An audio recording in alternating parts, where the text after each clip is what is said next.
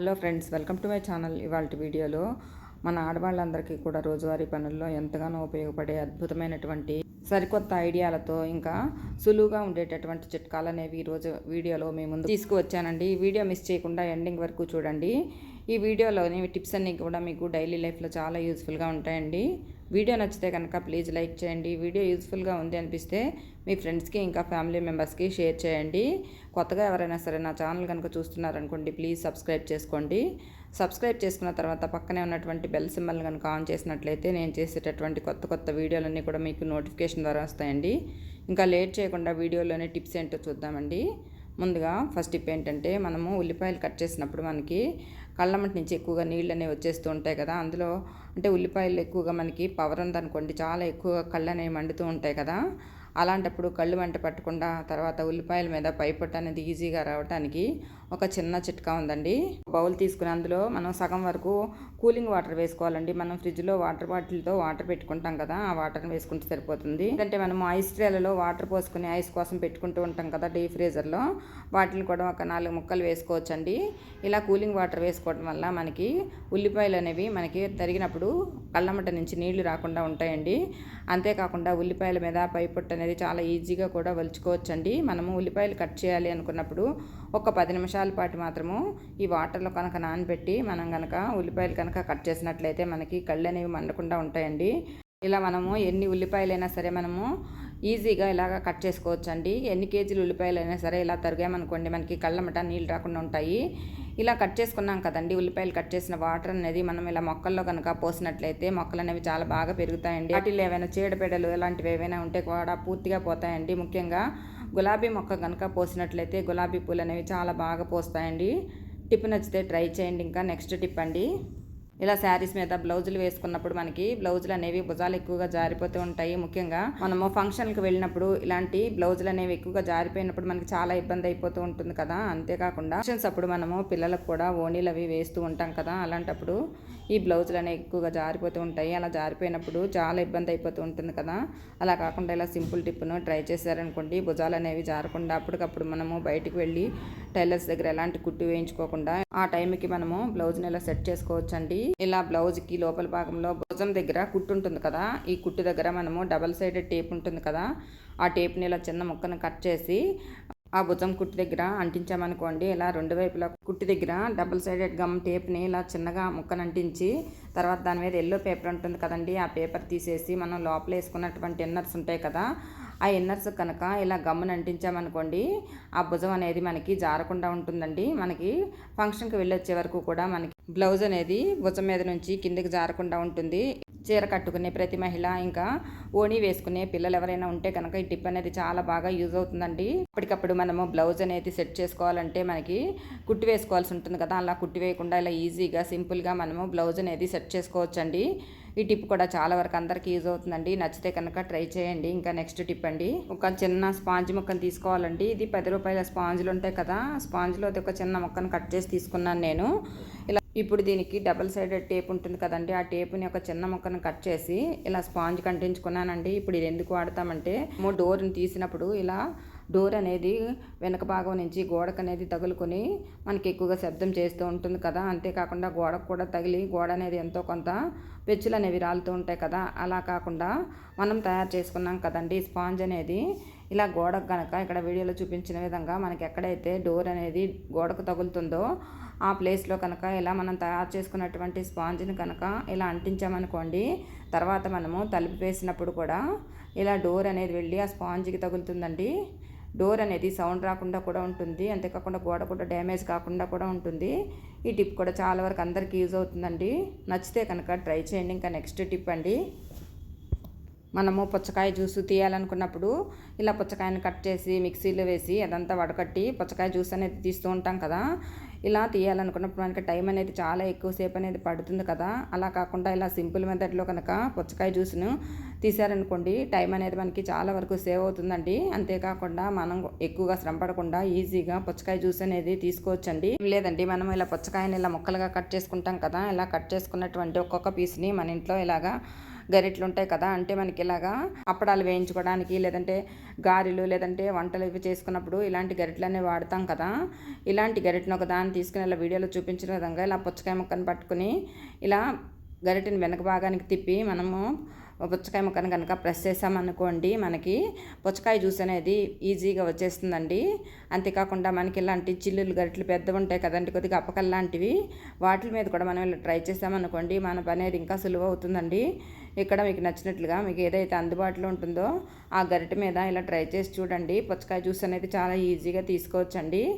ఇలా మనకి జ్యూస్ అంతా కూడా వడకట్టకుండా అలా కనుక తాగినట్లయితే మనకి శరీరానికి ఎంతో కొంత పోషకాలు అనేవి వస్తాయండి. ఎక్కడైనా ఒక్కొక్క చిన్న చిన్న గింజలు ఉంటే కనుక వాటిని సెపరేట్ చేసేసి మనము అలాగే పుచ్చకాయ జ్యూస్ని తాగేసేయచ్చండి. కష్టపడకుండా మనము సింపుల్గా ఈజీగా ఇలా చిన్న టిప్పుతోటి మనము పుచ్చకాయ జ్యూస్ అనేది నిమిషాల్లో తయారు చేసుకోవచ్చండి. ఇక్కడ వీడియోలో మీరే చూస్తున్నారు కదా, సింపుల్గా 2 నిమిషాల్లో పుచ్చకాయ జ్యూస్ అనేది తీసుకోవచ్చండి. టిప్పు కూడా అందరికీ యూజ్ అవుతుంది అనుకుంటున్నానండి. టిప్ నచ్చితే కనుక ట్రై చేయండి. ఇంకా నెక్స్ట్ టిప్ ఏంటంటే, ఇలాంటి రీఫిల్ ప్యాకెట్స్ అనేవి మనకు ఇప్పుడు చాలా వరకు ఎక్కువగా వస్తున్నాయి కదా. వీటిలో ఇలాంటి సాస్ ప్యాకెట్లు కానీ లేదంటే ఇలా మైనీస్ ప్యాకెట్లు కానీ ఏవైనా ఖాళీ అయిపోయినప్పుడు మనం వేస్ట్ అని పారేస్తాం కదా. అలా పారేసేటప్పుడు ఒకసారి ఇలా ట్రై చేసి చూడండి. ఇలాంటి ప్యాకెట్ని ఒక దాన్ని తీసుకున్న తర్వాత అందులో మనకి వాటర్ని పట్టుకోవాలండి. ఇలా మొత్తం అంతా వాటర్ ఫిల్ చేయాలి. వాటర్ ఫిల్ చేసిన తర్వాత ఇప్పుడు ఈ బ్యాగ్ని మనము డీప్ ఫ్రీజర్లో పెట్టామనుకోండి, ఒక 10 గంటల తర్వాత చూసినట్లయితే మనకి వాటర్ అంతా కూడా గట్టిపడిపోతుందండి. అంటే ఒక ఐస్ బ్యాగ్ లాగా తయారవుతుంది. ఇప్పుడు ఇది మనం ఎందుకు ఉపయోగిస్తామంటే, మనలో చాలామందికి మోకాళ్ళ నొప్పులు అనేవి వచ్చేసి చాలా వరకు ఇబ్బంది పడుతూ ఉంటాం కదా. అలాగే స్కూల్కి వెళ్తున్న పిల్లలైతే ఆటలాడుతూ ఉంటారు కదా. ఈ ఆటలాడినప్పుడు వాళ్ళు పడిపోతూ ఉంటారు. అలా పడిపోయినప్పుడు ఎక్కడో ఒక దగ్గర చెయ్యి కానీ కాలు కానీ నొప్పి పెడుతూ ఉంటాయి. అలాంటివన్నీ కూడా మనము ఇలా ఐస్ బ్యాగ్ని రెడీ చేసుకున్నాం కదా. ఈ బ్యాగ్తో కనుక ఎక్కడైతే నొప్పులు ఉన్నాయో ఆ నొప్పుల మీద ఇలా వీడియోలో చూపించినట్లుగా నేను ఇక్కడ చేతి మీద చేసి చూపిస్తున్నానండి. మీకు ఎక్కడైతే నొప్పులు ఉన్నాయో ఆ ప్లేస్లో కనుక మీరు కనుక ఈ ఐస్ బ్యాగ్ ఉంటుంది కదా, దీంతో కనుక మనము కాపడం పెట్టుకున్నామనుకోండి, మనకి నొప్పులు అనేవి చాలా వరకు తగ్గుతాయండి. వీటి కోసం ప్రత్యేకంగా మనము బ్యాగులు అనేవి బయట కొనకుండా ఇలా సింపుల్గా దొరికే మన ఇంట్లోనే దొరుకుతాయి కదా, ఇలాంటి బ్యాగులు అనేవి వచ్చినప్పుడు పారేయకుండా ఇలా కనుక రెడీ చేసి పెట్టుకున్నామనుకోండి, మనకి అందుబాటులో ఉంటుంది. కాబట్టి మనం ఎప్పుడైనా సరే ఇలా నొప్పులు కానీ లేదంటే చేతులు బెనకడం కానీ అలాంటివి వచ్చినప్పుడు ఇలా బ్యాగ్ని తీసుకుని ఈజీగా పెట్టుకోవచ్చండి. టిప్ కూడా అందరికీ యూజ్ అవుతుంది అనుకుంటున్నాను. ఇంకా నెక్స్ట్ టిప్ ఏంటంటే, మనము ఇలాంటి నెట్ బ్యాగ్స్ అనేవి మనం ఏదైనా ఫ్రూట్స్ కానీ లేదంటే వెజిటబుల్స్ కానీ తెచ్చుకున్నప్పుడు ఎక్కువగా వస్తూ ఉంటాయి కదా. ఈ నెట్ బ్యాగ్స్ అన్నీ కూడా మనం వేస్ట్ అని పారేస్తాము. అలా పారేయకుండా ఈసారి ఇలా ట్రై చేసి చూడండి. మనము వెల్లుల్లిపాయలు ఒక్కొక్కసారి చాలా ఎక్కువ మొత్తంలో తెచ్చుకుంటాం కదా. ముఖ్యంగా మనము ఇలా పచ్చళ్ళు పట్టుకోవాలనుకున్నప్పుడు లేదంటే మనకి అల్లం వెల్లుల్లి పేస్ట్ అలాంటివి చేసుకోవాలి అనుకున్నప్పుడు కొంచెం ఎక్కువ మొత్తంలో తెచ్చుకున్నప్పుడు మనం వెల్లుల్లిపాయలు అనేవి ఈ ప్యాకెట్లో వేసేసి, అంటే ఇలా నెట్ బ్యాగ్లో వేసి మనం కనుక ఇలా ఫ్రిడ్జ్లో స్టోర్ చేసుకుంటే వెల్లుల్లిపాయలు చాలా ఎక్కువ రోజుల వరకు నిల్వ ఉంటాయండి. టిప్ నచ్చితే కనుక ట్రై చేయండి. ఇంకా నెక్స్ట్ టిప్ ఏంటంటే, ఇలాంటి బాక్సులు అనేవి మనము ఇలా ఏదైనా ఆర్డర్ చేసుకున్నప్పుడు వస్తూ ఉంటాయి కదా. ముఖ్యంగా మనకి ఇలాంటి బాక్సులు మనము టీ పొడి కొన్నప్పుడు లేదంటే ఇలాంటి ఏవైనా గ్రోసరీ ఐటమ్స్ కొన్నప్పుడు వస్తూ ఉంటాయి కదా. అలాంటప్పుడు ఈ బాక్సులు కూడా మనం వేస్ట్ అని పారేస్తాం కదా. అలా పారేయకుండా ఈసారి ఇలా చిన్న బాక్సులు వచ్చినప్పుడు ఇలా ట్రై చేసి చూడండి. ఇలా బాక్స్ని తీసుకొని దానికి పైన ఉండేటటువంటి క్లోజ్ చేసుకోవడానికి మనకి ఉంటాయి కదా, అవన్నీ కూడా ఇలా కట్ చేసుకోవాలి. తర్వాత ఇప్పుడు ఇది ఎందుకు వాడతామంటే, మనం కిచెన్లో చిన్న చిన్న ఐటమ్స్ ఉంటాయి కదా, ముఖ్యంగా మనకి ఫోర్కులు కానీ ఫోర్క్ స్పూన్లు కానీ లేదంటే చిన్న చిన్న స్పూన్లు కానీ ఇలా చిన్న బ్రష్లు కానీ మనం క్లీనింగ్ పర్పస్గా వాడే అన్నీ కూడా ఇందులో పెట్టుకుని ఒక పక్కగా పొయ్యిగట్టు దగ్గర పెట్టుకున్నాం అనుకోండి, మనం తీసుకుని వాడుకోవడానికి చాలా అందుబాటుగా ఉంటుందండి.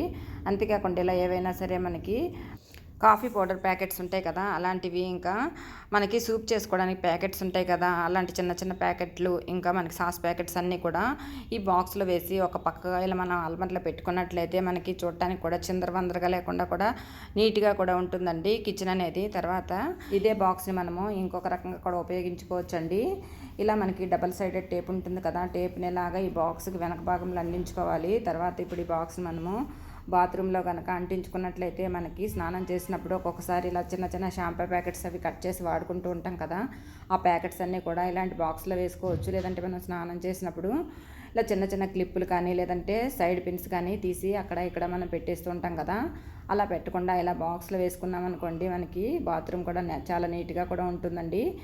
టిప్ కనుక యూజ్ అవుతుంది అనిపిస్తే ట్రై చేయండి. ఇంకా నెక్స్ట్ టిప్ అండి, ఇలాంటి రీఫిల్ ప్యాకెట్స్ అనేవి మనకి ఎక్కువగా వస్తూ ఉంటాయి కదా, ముఖ్యంగా సాస్ కానీ లేదంటే ఏదైనా డిటర్జెంట్ లిక్విడ్ వాష్లు కొన్నప్పుడు వస్తూ ఉంటాయి కదా, వాటన్నిటిని కూడా మనం వేస్ట్ అని పారేస్తాము. అలా పారేయకుండా ఈసారి ఇలా ట్రై చేసి చూడండి. ఇక్కడ నేను సాస్కి వచ్చినటువంటి ప్యాకెట్ను ఒకదాన్ని తీసుకున్నానండి. ఇలా వీడియోలో చూపించిన విధంగా ఇలా సాస్ ప్యాకెట్ పై భాగాన మూత భాగం ఎక్కడి వరకు అయితే ఉందో ఆ భాగాన్ని ఇలా కట్ చేయాలి. తర్వాత మిగిలిన ప్యాకెట్ భాగం ఉంది కదా, ఆ భాగాన్ని మనం ఇలాగా త్రిభుజాకారంలో ఇలా వీడియోలో చూపించిన విధంగా ఇలా కట్ చేసుకోవాలి.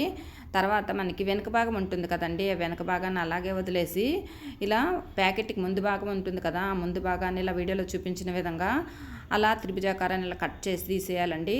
తర్వాత ఇప్పుడు ప్యాకెట్కి వెనుక భాగం ఉంది కదండి, ఆ వెనుక భాగానికి ఒక చిన్న హోల్ పెట్టుకోవాలి. ఎందుకంటే మనం ఇలా గోడకు తగిలించుకోవడానికి వీలుగా ఉండేలాగా ఒక చిన్న హోల్ పెట్టుకోవాలండి.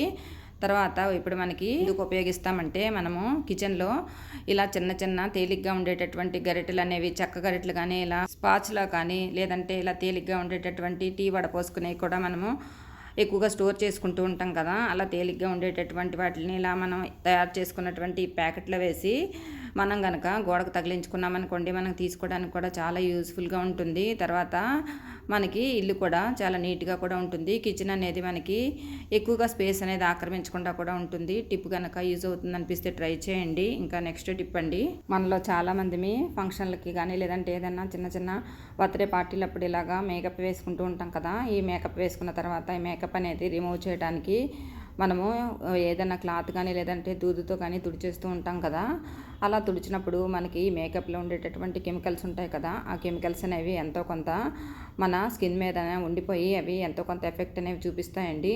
అలాగే మనం మేకప్ రిమూవ్ చేసేటప్పుడు సరిగ్గా మేకప్ కనుక రిమూవ్ చేయకపోతే మనకి అందులో ఉండే కెమికల్స్ మన చర్మానికి ఎంతో కొంత హాని అనేది చేస్తాయండి. అలా కాకుండా మేకప్ రిమూవర్ లేకుండా ఈజీగా మనం సింపుల్గా రిమూవ్ చేసుకునే టిప్ ఒకటి చెప్తానండి. మన ఇంట్లో వ్యాజ్లైన్ ఉంటుంది కదా, ఆ వ్యాజ్లైన్ కొద్దిగా తీసుకునేలాగా కాటన్ మీద అప్లై చేసుకోవాలి. తర్వాత ఇప్పుడు ఈ కాటన్ని మనం ఇలాగా ఈజీగా మేకప్ రిమూవ్ చేయడానికి ఉపయోగించుకోవచ్చు. ఇక్కడ నేను కొన్ని ప్రోడక్ట్స్ అనేవి ఉపయోగించి చేతి మీద చూపిస్తున్నాను చూడండి. అలాగే మీరు ఇలా ఫేస్ మీద కూడా రిమూవ్ చేసుకోవచ్చండి. తర్వాత ఇదే పద్ధతిలో మనము ఇలాగే మేకప్ వేసుకున్నప్పుడు ఒక సింపుల్ పద్ధతిలో కూడా మనము మేకప్ అనేది ఈజీగా రిమూవ్ చేసుకోవచ్చు. అదేంటంటే మన ఇంట్లో కొబ్బరి నూనె ఉంటుంది కదా, ఆ కొబ్బరి నూనెను కూడా ఇలాగా కొద్దిగా కాటన్ తీసుకుని దాని మీద ఇలా వేసుకున్న తర్వాత ఒక 2-3 డ్రాప్స్ అయితే సరిపోతుంది. తర్వాత ఇలా మనం ఎక్కడైతే మేకప్ అనేది వేసుకున్నామో ఆ మేకప్ వేసుకున్న ప్లేస్లో ఇలా కాటన్తో కనుక ఇలా కొద్దిగా రుద్దినట్లయితే మనకి మేకప్ అనేది చాలా ఈజీగా రిమూవ్ అయిపోతుందండి. మేకప్ వేసుకునే వాళ్ళందరూ కూడా ఈ చిన్న సింపుల్ టిప్ అనేది బాగా యూజ్ అవుతుందండి.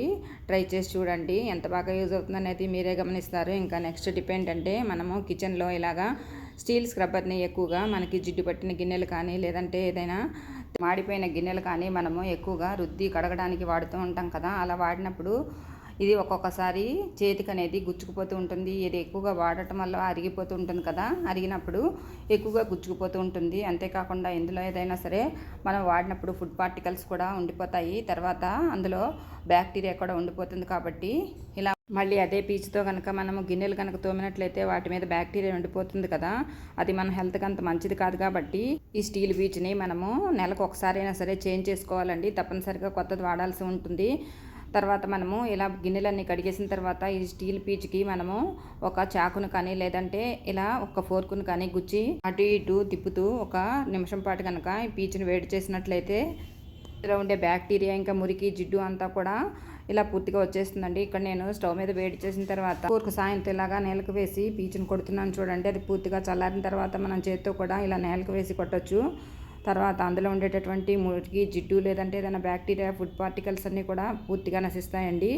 ఇక్కడ చూడండి, మన కంటికి కనపడకుండా ఎంత డస్ట్ అనేది పీచు నుండి వచ్చిందో మీరే చూస్తున్నారు కదా. ఇలా వారంలో 2 సార్లు కానీ ఇలా చేసినట్లయితే ఇలా స్టీల్ పీచులో ఉండేటటువంటి బ్యాక్టీరియా నశించడమే కాకుండా మన చేతులు కూడా ఎలాంటి హాని లేకుండా గుచ్చుకోకుండా పీచు అనేది రెడీ చేసుకోవచ్చండి. ఈ పీచ్ అనేది మనము వారానికి ఒకసారి చేంజ్ చేసుకోలేం కాబట్టి ఇలా వారంలో 2 సార్లు కనుక చేసినట్లయితే పీచ్ అనేది మనకి ఎలాంటి బ్యాక్టీరియా లేకుండా గుచ్చుకోకుండా కూడా ఉంటుందండి. వీటితో కనుక గిన్నెలు తోమినట్లయితే మనకి ఎలాంటి బ్యాక్టీరియా ఫామ్ అవుదండి, మన హెల్త్ కూడా బాగుంటుంది. ఇంతేనండి వాళ్ళ వీడియో. మరిన్ని మంచి వీడియోలతో నెక్స్ట్ వీడియోలో మళ్ళీ కలుద్దామండి. Thank you for watching this video.